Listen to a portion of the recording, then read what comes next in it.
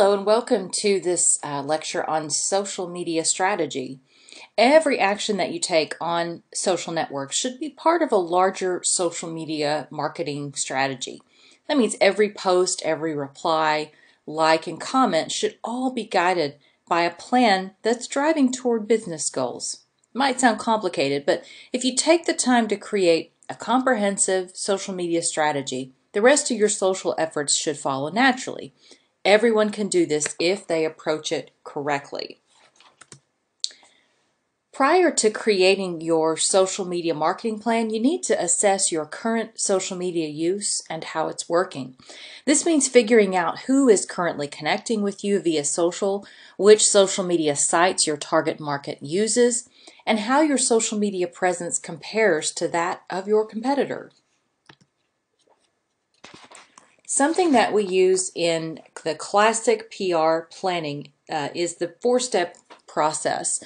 Some people know it as RACE or ROPE as an acronym, but it's basically research, planning, implementation, and evaluation. This also applies to social media strategy as well. Research is always the first step, so we want to ask these questions. Who exactly do we want to reach? Who is the target audience? What do we want them to do?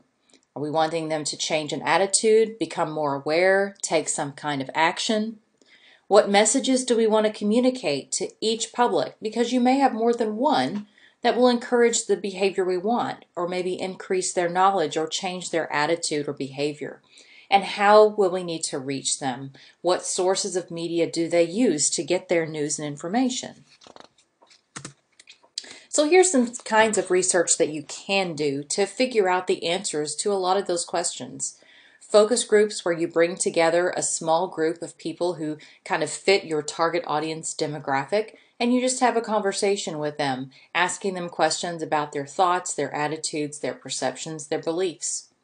You can do one-on-one interviews, especially when you're looking at a new organization that you've never worked with before. You want to interview the leadership and get a sense of where they want to go, who they want to reach, what they want to accomplish. You can do surveys. You can do a website analysis of the company's website.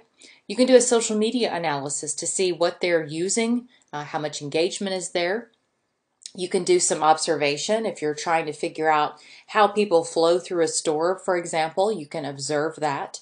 You can do a literature review. Perhaps you want to know what demographic does Facebook really target? Who is the most likely person to find their information on Twitter?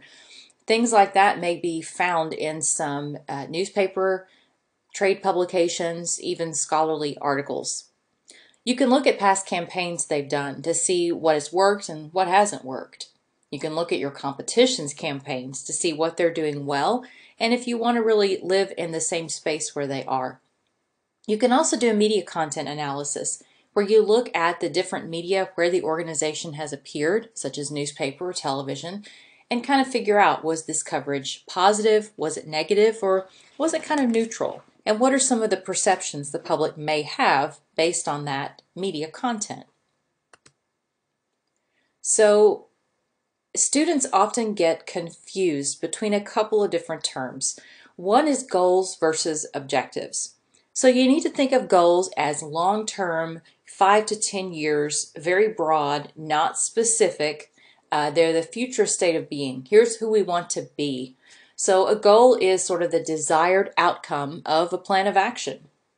So an example, if you were a shoe company, would be to become the best footwear company in the United States. So the groups or subgroups that you work with that you need to communicate with, both talk and listen, they're not always obvious. So you may have to do a little research to figure out, okay, who are we really targeting here? Who needs to know or understand us? Who needs to be involved? Whose advice or support do we need? And who's going to be affected by our organization and the steps that we take?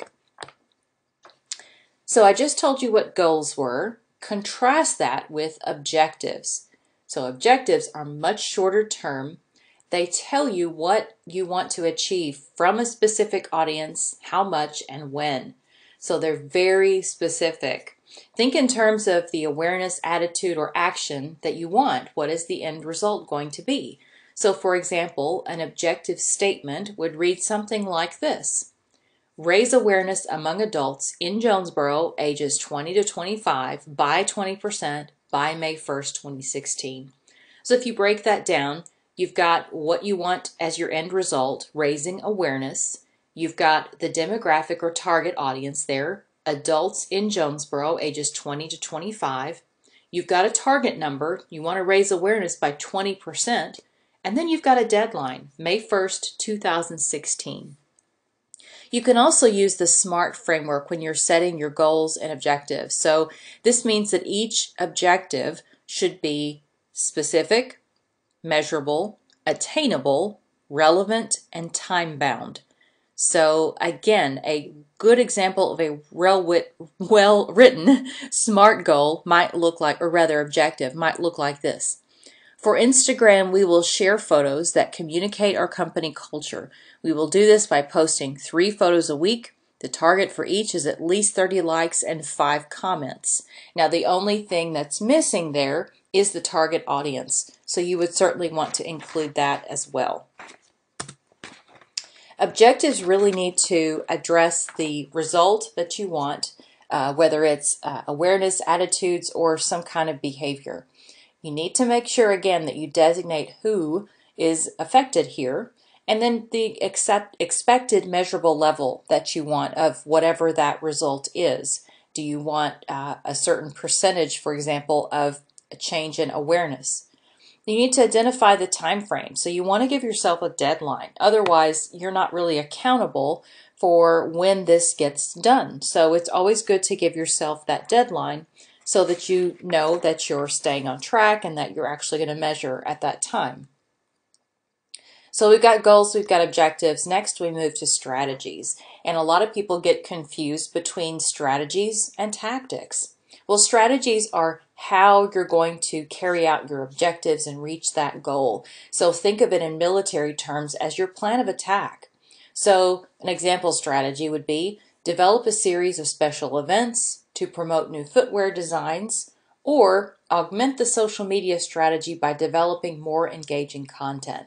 So the first example that I gave you about footwear, under that, the tactics would be the little discrete events that you're going to hold, and you would list each one of those. The strategy is the larger piece. The tactics are going to be those discrete one-off action steps. So here are the tactics. Again, they are the very specific activities that you will use to make sure your strategies are met. And you will use your resources also to carry out that strategy and work towards the objectives. So some examples of different kinds of tactics would be things like meetings, different publications like newsletters or white papers, news releases, websites, billboards, but you have to state them very specifically. For example, we're going to purchase a billboard on Highway 63 next to this particular building, and we want to make sure this kind of messaging is included. Again, you want to include specific activities to carry out those strategies, and you also will list any channels or vehicles that you will use to communicate. So instead of just saying, we will do this through social media, you want to list which platforms specifically, such as Snapchat, Instagram. The last step in the 4-step process is evaluation, and this is where the rubber hits the road. It's where you know if you've moved the needle anywhere. Are you reaching those objectives? So how are you going to do that? You need to talk about in your plan, here's exactly how we're going to measure for evaluation. The best way to do this is look back at your objectives, and that's what you need to be measuring. So, for example, if one of your objectives was to raise awareness by 20%, and you had during the research step done a survey that showed nobody was aware of your organization, well then in the evaluation step you would re-implement that survey to see if you moved the needle on awareness any.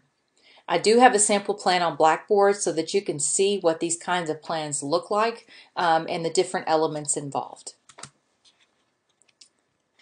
Let's move now to some more broad strokes on strategy. The most important thing that you need to remember as you develop a marketing and PR plan is to put your products and services kind of to the side just a little and focus your attention on the buyers of your products or services, those who choose to donate, subscribe, join, apply, purchase. Think of Starbucks for a minute. A lot of people find that product to be fantastic, but most marketers, if given the opportunity, would focus solely on that, on the product itself. So is that what people are really buying at Starbucks? Or does Starbucks help solve other buyer problems? Maybe it's a selling place to hang out for a little while. Maybe it's a convenient place to come and meet other people. Maybe it's the free Wi-Fi. Maybe it represents a little splurge because we feel like we're worth it. Starbucks may do all of those things, and that goes beyond the coffee itself. Only when you understand buyers should you begin to create content to reach them.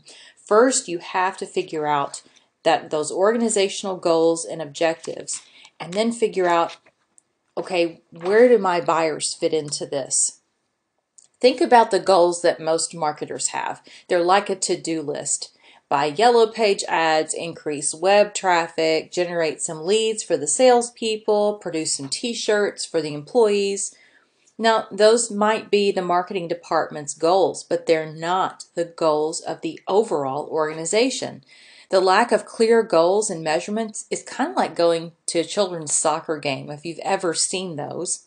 They kind of operate as one huge organism, like an amoeba, packed together, chasing the ball around the field. And on the sidelines are the coaches yelling, pass or go to the goal. But this effort's futile. No matter what the coach says or how much the kids practice, they still focus on the wrong thing, the ball, instead of the goal. That's exactly what we marketers and PR folks do. We fill our list with balls and lose sight of the goal. You have to align the marketing and the PR objectives with those of the organization. For most organizations, the most important goal is profitable revenue growth. Nonprofits want to raise money, get volunteers. Politicians want votes. Rock bands want people to buy their music. Universities want applications from students. So step one is to get with the leaders of the organization and determine the business goals. Write them down. Grow revenue in Europe over the next 2 years. The next step is to learn as much as you can about your buyers and to segment them into groups so you can reach them through your web publishing efforts. You need to segment the buyers into one or more buyer personas to target. A buyer persona is a representative of a type of buyer that you've identified as having a special interest in your organization or product, or having a market problem that your product or service solves. Contrast this approach to a one-size-fits-all campaign that targets everyone but appeals to no one. Remember that the buyer persona may not be obvious. Let's use an example. Think of tricycles. The user of a tricycle is typically a preschool child. Yet a preschooler doesn't buy them. The most common buyer and the buyer persona for tricycles are parents and grandparents. So what problem does the tricycle solve for them? For parents, it might be that the child has been asking for one and the purchase quiets the child down. Parents also know the child is growing quickly and will probably want a two-wheeler with training wheels soon enough. So a basic tricycle is typically enough in their eyes. However, grandparents have a whole other reason for buying tricycles. They often want to solve the problem of providing an extravagant gift, so they will purchase expensive models to show their love to the child and his or her parents. When you think about tricycles from the perspective of buyer personas, excuse me, you can see how the marketing might be different for parents versus grandparents. For each buyer persona profile, we want to know as much as we can about this group of people. What are their goals and aspirations? What are their problems? What media do they rely on for answers? What sorts of images and multimedia appeal to them? What words and phrases do they use? Are short, snappy sentences better than long, verbose ones? Read the publications and websites that your buyers read in order to gain some understanding of the way that they think. The best way to learn about buyers and develop persona profiles is to interview people. The college marketing people might learn a great deal if they ask prospective students questions like, when did you first start researching schools? Who influenced your research? How did you learn about the school? How many schools are you applying to? What websites, blogs, podcasts do you read or subscribe to? If students frequent Facebook or other social network sites, so should you, and you should pay attention to the lingo the students are using. The buyer persona profile gives you a chance to really empathize with target buyers, step out of your role as someone who wants to promote a product, and see through your buyer's eyes the circumstances that drive their decision process. The buyer persona profile includes information on the typical buyer's background, their daily activities, and their current solutions to their problems. It may sound odd, but it can be really helpful to name your persona.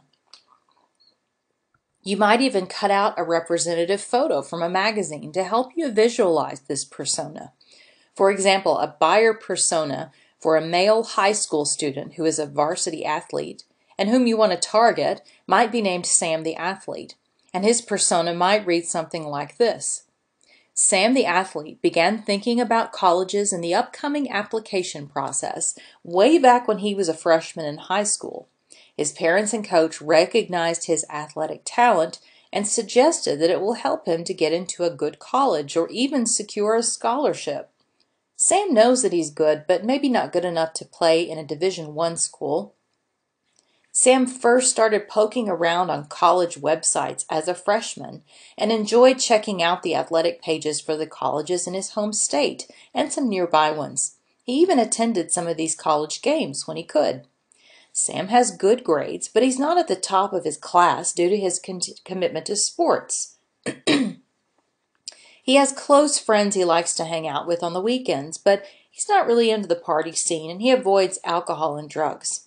He frequents Facebook, he has his own Facebook page, and has a group of online friends who instant message. He is hip to online nuance, language, and etiquette. He reads Sports Illustrated magazine. Now that he's a junior, he knows it is time to get serious about college, and he doesn't know where to start in the application process. So that persona gives you a lot of hints and indications for the kinds of strategies you need to be using. So if you listened closely at the very end, you get a sense of one of the problems that he needs to have solved and where your organization can come in and help him. He doesn't know where to start in the application process. So that really gives you a call to action on what you can do to help somebody like Sam the Athlete. One of the simplest ways to build an effective website or create great marketing programs using online content is to target the specific buyer personas that you've created. Yet most websites are just big brochures that don't offer specific information for the different buyers. The typical site is a one-size-fits-all site with content organized by the company's products or services, not really by categories corresponding to buyer personas and their problems. The blogs that are best at reaching an organizational goal are not about companies or products, but customers and their problems. Now that you have organizational goals, you've identified buyer personas you want to reach, your job as you develop your plan is to find the best ways to reach buyers and develop really compelling information that you'll use in your marketing and PR programs. If you've conducted interviews with buyers and developed a buyer persona profile, then you know the buyer problems that your product or service solves, and you know the media that buyers turn to for answers. Do they go first to a search engine? If so, what words or phrases do they enter? Which blogs, chat rooms, forums, online news sites do they read? Are they open to audio or video? You need to answer these kinds of questions before you continue. An effective web marketing and PR plan requires an understanding of the ways your buyers speak and the real words and phrases that they use. This is important not only for building a positive online relationship with your buyers, but also for planning effective search engine marketing strategies. After all, if you're not using the phrases your buyers search on, how can you possibly reach them? Figuring out these phrases requires that you do some research. Interviewing buyers and listening to their words and phrases is a good method. So is reading the publications they read. Check out any blogs your buyers are interested in and study the topic descriptions. Those phrases will not only appeal to the buyers, but also make your pages appear in the search engine results when buyers search for what you have to offer. You must now think like a publisher. You need to develop an editorial plan to reach your buyers with focused content in the media that they prefer. Your first action might be to create a content-rich website with pages organized by buyer persona. For example, for a college, you might have content for Sam the athlete, specific content that describes what it's like to be a college student and a student athlete and gives tips on the admissions process. You might also have content for parents of high school students, with content dealing with things like financial aid and safety on campus. Consider what other media your organization can publish on the web to reach the buyers you've identified. Maybe it's time to start a blog or an online video channel to reach your buyers. Consider creating an editorial plan for each buyer persona. You might do this in the form of a calendar for the upcoming year that includes website content, an ebook or a white paper, a blog, and some news releases. You're not just creating a big brochure about your organization. You are writing for your buyers and not for your own ego. Before you can manage an online community, you have to choose applications or tools that meet your needs. So ask yourself these questions. What functions and features do I want to have available? What will be the expense of building and maintaining the community? Will I need internal human resources to build and maintain the community, or can I outsource the work? How long will it take to get the community launched? What are my competitors doing in this space, and what tools do they appear to be using?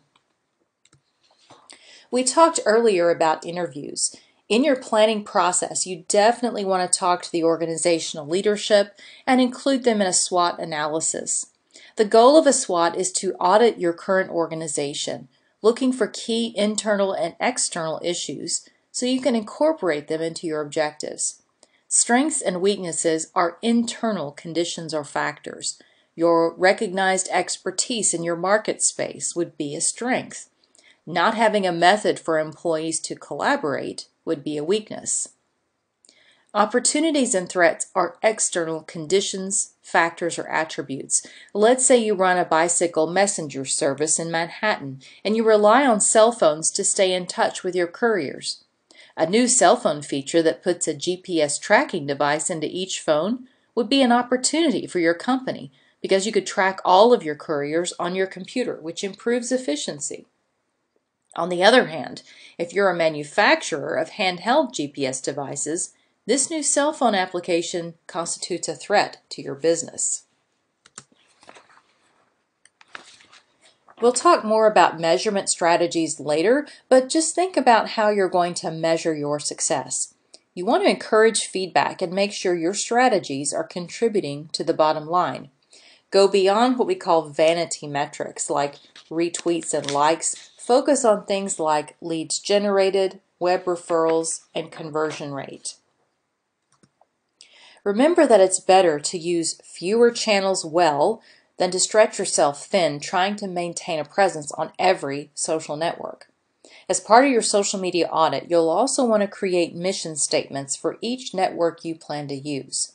These one-sentence declarations will help you focus on a very specific goal for Instagram, Facebook, or any other social network. They'll guide your actions and help steer you back on track if your efforts begin to lag. Take the time you need to determine the purpose of every social profile you have. If you can't figure out its purpose, then you should probably delete that profile. An example mission statement might look like this. We'll use Snapchat to share the lighter side of our company and connect with younger prospective customers. Once you've determined which channels to use, you should also think about your brand's voice, tone, and style. This includes things like what sort of language your social accounts will use, whether your brand will post GIFs, and so on. Optimizing profiles for search engine optimization can help generate more web traffic to your online properties. Cross-promoting social accounts can extend the reach of your content. In general, social media profiles should be filled out completely, and images and text should be optimized for the social network in question. Having great content to share will be essential at succeeding in social media. Your social media marketing plan should include a content marketing plan comprised of strategies for content creation and content curation, as well as a content calendar. Your content marketing plan should answer the following questions. What types of content do you intend to post and promote on social media? Who is your target audience for each type of content? How often will you post? Who will create the content? And how will you promote the content? Your social media content calendar will list the dates and times you intend to publish Instagram, Facebook posts, tweets, and other content. It's the perfect place to plan all of your social media activities, from images and link sharing to blog posts and videos, encompassing both your day-to-day posting and content for social media campaigns.